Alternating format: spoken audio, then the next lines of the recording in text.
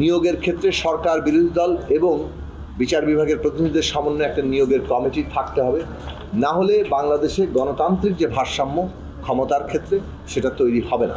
রাষ্ট্র পরিচালনা করে সরকার, সে কারণে সরকার আর রাষ্ট্র কিন্তু এক নয়। সাংবিধানিক ও সংবিধিবদ্ধ প্রতিষ্ঠানের পদে নিয়োগের যে কমিটি, এই বিষয়ে আগের এনসিসির বদলে এইটা নতুন প্রস্তাব, সেই প্রস্তাব নিয়ে আলোচনা হয়েছে, কিন্তু এখন পর্যন্ত আমরা বলতে পারি যে এই বিষয়ে কোনো ঐকমত্য তৈরি হয়নি। আমরা আমাদের দলের দিক থেকে রাষ্ট্র সংস্কার আন্দোলন আছে, আমাদের গণতন্ত্র মঞ্চের অবস্থানের জায়গা থেকে আমরা বলেছিলাম বহুদিন ধরে, বিশেষত আমরা গণসংহতি আন্দোলন 2004 সাল থেকে নির্বাচন কমিশনে নিয়োগের এই ধরনের কমিটি গঠনের আন্দোলন করেছি।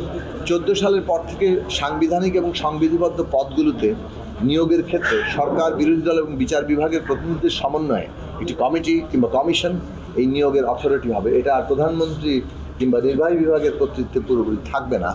এইরকম একটি বিষয় প্রস্তাবনা করে আমরা দীর্ঘদিন ধরে আন্দোলন করছি, কারণ আমরা অভিজ্ঞতা থেকে দেখেছি বাংলাদেশে এইভাবে সাংবিধানিক এবং সংবিধিবদ্ধ প্রতিষ্ঠানগুলো সম্পূর্ণভাবে নির্বাহী বিভাগের কর্তৃত্বে থাকার কারণে, বিশেষত নিয়োগের জায়গাটি, তারা অনুগত লোকজনকেই নিয়োগ দেন এবং তারা ওইভাবেই এই প্রতিষ্ঠানগুলোকে একটা নির্বাহী বিভাগের প্রতিষ্ঠানে পরিণত করে।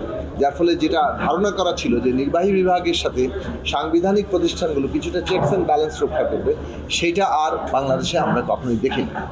আমরা এখন মনে করি যে এই বিষয়ে আমাদের লড়াই অব্যাহত থাকে।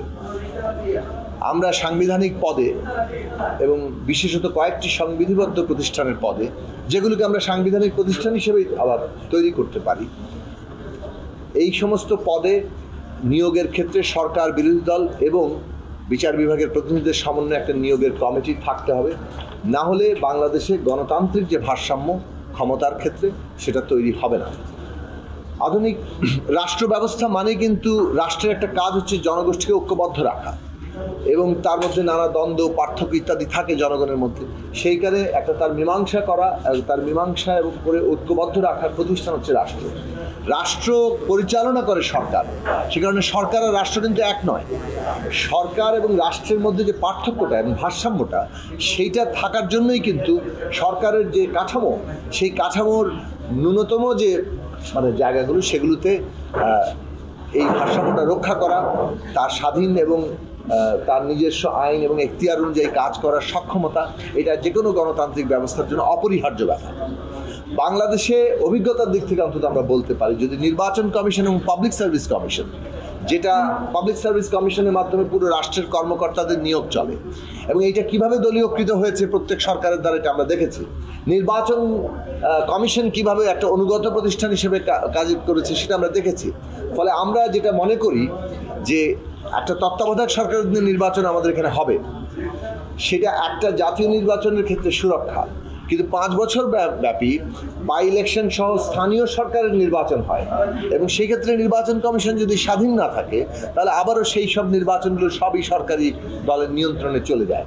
এইটা বন্ধ করতে গেলে নির্বাচন কমিশন এবং পাবলিক সার্ভিস কমিশন, দুইটা রাষ্ট্রের গঠনগত জায়গায় সরকার এবং রাষ্ট্রের যে ভারসাম্য, সেটার জন্য একেবারেই অপরিহার্য বাংলাদেশে, এবং এইটার ব্যাপারে আমরা আমাদের লড়াই ভবিষ্যতে অব্যাহত রাখবো।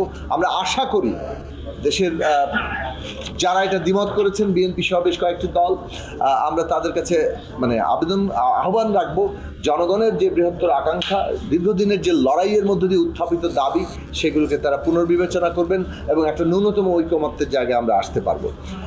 আপনারা ইতিমধ্যে উচ্চকক্ষের কথা শুনেছেন। সোজা সাপটা সহজ ভাষায় বলি যে আমরা উচ্চকক্ষের সাথে একমত, অধিকাংশ দল এখানে একমত। 100 সদস্য বিশিষ্ট একটি উচ্চকক্ষ করতে হবে, এ বিষয়ে একমত, কিন্তু উচ্চকক্ষের গঠন সংখ্যানুপাতিক অর্থাৎ মোট প্রাপ্ত ভোটের ভিত্তিতে হবে, এ বিষয়ে এখনও ঐকমত্য হয়নি। কতগুলো অপশন আছে যে এই যদি পিআর হয় তাহলে সংবিধান সংশোধনের প্রশ্নটি সিম্পল মেজরিটিতে অর্থাৎ 51% মধ্যে দিয়ে হবে, কিন্তু আরেকটা প্রস্তাব দেওয়া হচ্ছে যে পিআর করলে সংবিধান সংশোধনের প্রশ্নটিকেও এখানে রাখা যাবে না, এখানে উচ্চকক্ষে সকল বিল আলোচনা হতে পারবে, কিন্তু শেষ পর্যন্ত নিম্নকক্ষই সিদ্ধান্ত নেবে। এই ধরনের বিভিন্ন প্রস্তাব আছে, কিন্তু আমরা মনে করি যে সংবিধান সংশোধনের মতো, জাতীয় নিরাপত্তার মতো গুরুত্বপূর্ণ প্রশ্নগুলো উচ্চকক্ষে আলোচনা হওয়া দরকার, এবং এইটা যাতে কেবলমাত্র নিম্নকক্ষের একটা আরেকটা মানে কাঠামো না হয়, নিম্নকক্ষ আর উচ্চকক্ষ একই জিনিস, তার রেপ্লিকার মতো না হয়, সে কারণে এখানে অন্ততপক্ষে সাংখ্যানুপাতিক পদ্ধতিতে অর্থাৎ প্রাপ্ত ভোটের ভিত্তিতে যদি সিলেকশন না হয় কিংবা নির্বাচন না হয়, তাহলে আসলে কোনো পার্থক্যই তৈরি হয় না।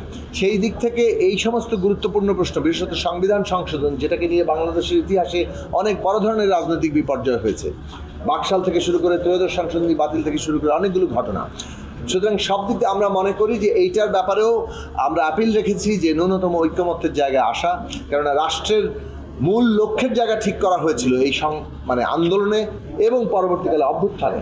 সবটার মধ্যে দিয়ে একটা জায়গায় এসেছিল যে বাংলাদেশের বিদ্যমান ক্ষমতা কাঠামোর মৌলিক এবং গুণগত সংস্কার হবে, যার মধ্যে দিয়ে ক্ষমতার ভারসাম্য এবং জবাবদিহি প্রতিষ্ঠা হবে।